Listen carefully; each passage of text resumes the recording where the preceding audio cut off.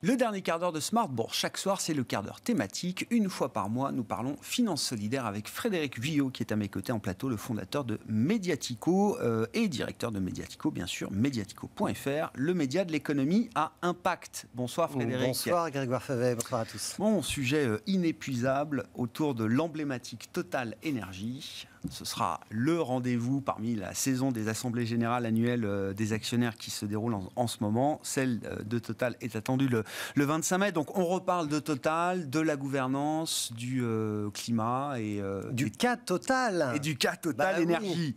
Oui, parce que bon, alors j'étais venu vous en parler fin février. Rappelez-vous, début de la guerre en Ukraine, le 24 février. On peut garder cette date en mémoire, parce que contrairement à d'autres pétroliers comme BP, qui avaient décidé immédiatement de quitter la Russie, Total Énergie, lui, il a essayé de rester le plus longtemps possible, malgré la guerre en Ukraine, pour continuer ses activités. Alors la finance responsable s'en était émue, bien sûr, les ONG aussi. Même JP Morgan Chase avait décidé d'exclure les obligations russes de ses index ESG, environnement, social, gouvernance. Et puis fin mars, Total a fini par dire qu'il gelait ses activités en Russie, sans quitter la Russie pour autant non plus. Il prépare ses arrières pour le jour où ça ira mieux. Et puis là, Total Énergie redevient la cible des investisseurs responsables, et en particulier du Forum pour l'investissement responsable, qui réunit toute la communauté de l'investissement responsable en France, pour une question de gouvernance. On va, avoir l'Assemblée Générale de Total le 25 mai, et en conseil d'administration, il y a 15 jours, qu'a décidé Total Énergie? Il a décidé de rejeter une résolution externe d'actionnaires qui portait sur la stratégie climat de Total, et ce rejet va empêcher l'ensemble des actionnaires de se prononcer sur cette stratégie climat lors de l'Assemblée Générale. C'est donc un refus de démocratie actionnariale. Qui était une résolution non contraignante, uniquement consultative, c'est ça, je crois. Consultative, oui, bien sûr. Oui. Non contraignante, mais effectivement, l'idée, c'est de demander à de jauger un peu. Non, bien sûr. Mais alors, ces actionnaires, ils pèsent pas très lourd. Ils sont 11, ils pèsent moins d'1% du capital. Donc, effectivement, il n'y a rien d'absolument contraignant dans l'affaire. Que demande le Forum précisément Alors, le Forum pour l'investissement responsable, il demande tout simplement aux législateurs de trancher. Il dit que de nombreuses entreprises pétrolières dans le monde examinent aujourd'hui ce type de résolution climat, donc il n'y a pas de raison que Total ne le fasse pas. Il rappelle que l'AMF, l'autorité des marchés financiers, a encouragé l'an dernier à saisir le législateur si besoin pour faire respecter le droit des actionnaires sur les sujets ESG. Et donc, le Forum pour l'investissement responsable, il les soutient. Alors donc, je vous dis, ils sont 11 actionnaires, ils ne pèsent pas beaucoup, très bien, mais ils sont quand même dans leur droit avec cette résolution de Say on Climate. Donc, le FIR demande à l'AMF de réintégrer en fait cette résolution climat à l'ordre du jour de l'Assemblée Générale de Total. Il invite l'AMF à publier son avis sur le cas Total Énergie, et donc à prendre position. Et puis il demande finalement aux législateurs d'autoriser l'autorité des marchés financiers à l'avenir à arbitrer exactement comme ça se passe aujourd'hui aux États-Unis. Pourquoi pas en France ? C'est une belle manière pour le FIR, le Forum pour l'investissement responsable, de fêter ses 20 ans cette année, Frédéric. C'est ça. Voilà. On les entend et on va les entendre encore dans le débat public. À cette occasion, effectivement, des 20 ans du FIR. J'aurai d'ailleurs le plaisir d'animer leur soirée la semaine prochaine. Ça va être dans un très beau lieu, c'est au Couvent des Récollets à Paris. Magnifique. Alors, au début de la soirée, on va parler des origines du FIR avec une bonne partie de leurs cofondateurs de l'époque, il y a 20 ans. Ils sont toujours actifs parce que, vous savez, quand on s'engage pour la finance responsable, c'est un engagement de vie, quelque part. Et puis après, dans le reste de la soirée, il va y avoir une interpellation de la finance responsable en général, des financiers, par des acteurs de la société civile, des ONG, des jeunes de 20 ans, qui vont leur dire, quand même, sur le climat, sur le pouvoir d'achat, sur les enjeux de transition écologique, qu'est-ce que vous faites? Est-ce que vous croyez vraiment que vous allez au fond des choses? Qu'est-ce qu'on peut changer? Qu'est-ce qu'on peut transformer? Donc on va parler de climat, on va parler d'inégalité de revenus, on va parler du changement d'échelle de cette finance d'impact. On va parler aussi bien sûr du label ISR, parce que sera présente Michèle Papalardo, qui est la présidente du comité du label ISR en ce moment. Et puis pour finir, le FIR va présenter ses propositions dans un livre blanc. Et c'est donc une belle soirée qui se profile. Mais bien sûr, c'est pour les adhérents. C'est réservé aux adhérents du FIR. On ne pourra pas y aller. Non. Mais vous nous raconterez s'il y a des choses intéressantes qui se sont déroulées à ce moment-là. Dans les interpellations, je pense que ça peut être pas mal. On aura Cécile Duflot, on aura le président de la Fondation Abbé Pierre. Voilà, il y a 2 jeunes qui sont engagés pour la transition écologique dans ce collectif de jeunes très engagés en ce moment. Donc, belle confrontation confrontation avec le monde de la finance. Absolument. Juste pour revenir sur Total, donc le FIR, Forum pour l'investissement responsable, donc, qui fête ses 20 ans, est en première ligne, mais il a des soutiens, hein, et on retrouve évidemment Rift et sa plateforme Lita, dont on parle régulièrement avec vous, oui, Frédéric. Mais c'est même pas sur le même sujet. Donc c'est intéressant, c'est-à-dire que oui, le FIR a des soutiens, mais sur des sujets qu'on arrive à croiser. En fait, chacun trouve des raisons de ne pas être d'accord avec la stratégie de Total. Rift, je le rappelle, c'est donc une application mobile qui a été lancée par la plateforme Lita.co, hein, qui fait du financement citoyen participatif sur Internet. Et Rift permet à tous les citoyens de tracer et de savoir ce qu'il y a dans leurs produits d'épargne. Donc est-ce que l'argent qu'il y a sur mon livret de développement durable, est-ce qu'il finance vraiment le développement durable ? Est-ce que l'argent que j'ai sur mon compte... Bah non. Non, mais oui, je sais, on a déjà parlé 20%, de ça. 20%, voilà, on en a déjà parlé. Est-ce que mon contrat d'assurance vie solidaire va vraiment financer l'économie sociale et solidaire ? Même question, récurrente évidemment. Donc Rift, il ausculte nos placements financiers. Et ce qu'il nous dit aujourd'hui, c'est que 15 à 20% des produits d'épargne en France financent les activités de Total. Donc là, on se dit, OK, il y a un sujet. À quelques jours de l'Assemblée générale de Total, il tire la sonnette d'alarme sur un projet en particulier, c'est celui du pipeline EACOP, que Total va construire en Afrique.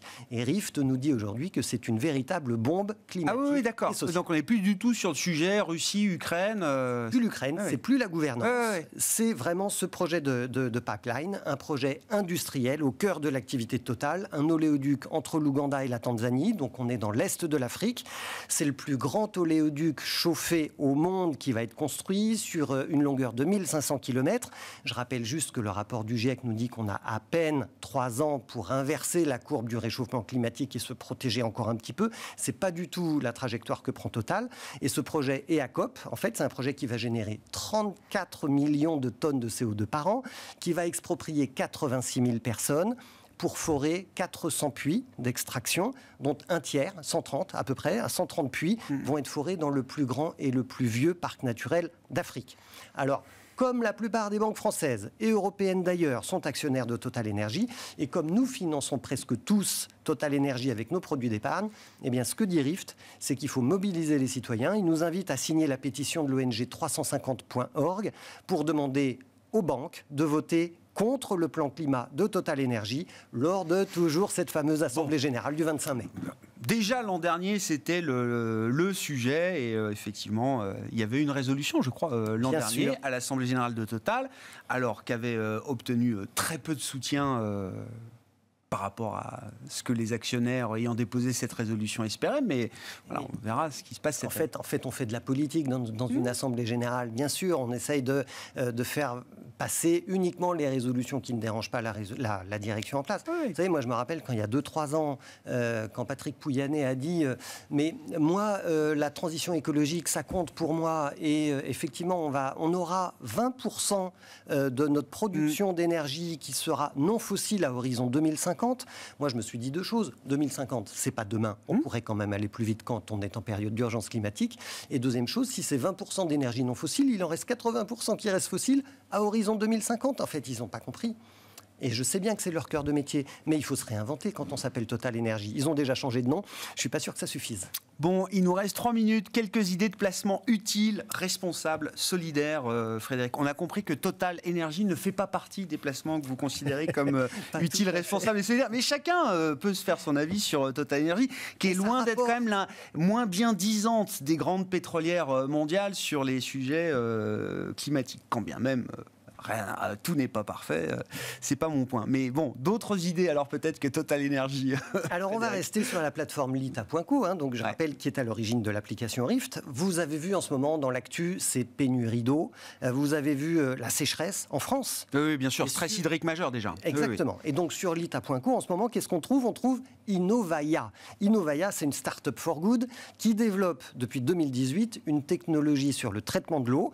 Alors l'objectif, c'est de réduire la consommation d'eau des villes et des industries. C'est aussi de rendre l'eau potable accessible à tous. Et en fait, c'est un système de membrane filtrante avec extrêmement peu de produits chimiques. Donc, ça préserve la biodiversité. Et il lève en ce moment 2 millions d'euros, dont 500 000 euros en obligations convertibles par levée de fonds citoyenne sur Lita.co. Et puis, un autre projet dans l'économie sociale, ça s'appelle Sail Coop. Alors vous imaginez qu'avec un nom comme ça, c'est une coopérative évidemment. C'est la première coopérative de transport de passagers en voilier. Ça réduit les émissions de carbone, ça permet de voyager autrement. On est déjà dans le slow tourisme, c'est la mode en ce moment, le slow tourisme. Et Cellcoop, ça vous fait rire? Non, parce que c'est du transport de passagers. C'est du transport ou du tourisme? Alors, c'est du transport entre la Corse, parce qu'ils sont en Méditerranée principalement. Donc, en fait, ce qu'ils veulent faire, là, ils veulent acheter leur première flotte de voiliers d'occasion pour sillonner la Méditerranée et lancer ou développer davantage leur marché. Ils font leur première levée de fonds, là, ils ont à peine 6 mois, c'est tout nouveau. Ils font leur première levée de fonds, ils veulent lever 250 000 euros, et en fait, on peut devenir sociétaire à partir de 100 euros. Et donc, voilà, donc c'est du transport de passagers en Méditerranée pour commencer. Voilà. Très clair. Et puis j'ai une dernière petite info. Rapidement. Bien sûr. Quand même, signalons que FAIR, l'ancien Finansol, publie en ce moment avec le soutien de la Fondation Massif et de la Fondation Crédit Coopératif le premier guide pratique de l'actionnariat solidaire. Ça s'adresse aux acteurs de l'économie sociale et solidaire qui veulent ouvrir leur capital aux citoyens, qui veulent apprendre comment faire, qui veulent les trucs et astuces. Et on peut télécharger évidemment ce guide sur le site finance-fair.org. Merci beaucoup Frédéric de venir une fois par mois nous parler donc de l'actualité de la finance solidaire et de l'économie à impact au sens large. Vous êtes le fondateur et directeur de Mediatico.fr, le média justement de l'économie sociale, solidaire et de l'économie à impact. Merci. Voilà pour ce quart d'heure thématique ce soir de Smart Bourse. On se retrouve demain en direct à 12h30 pour une nouvelle émission sur Bismart.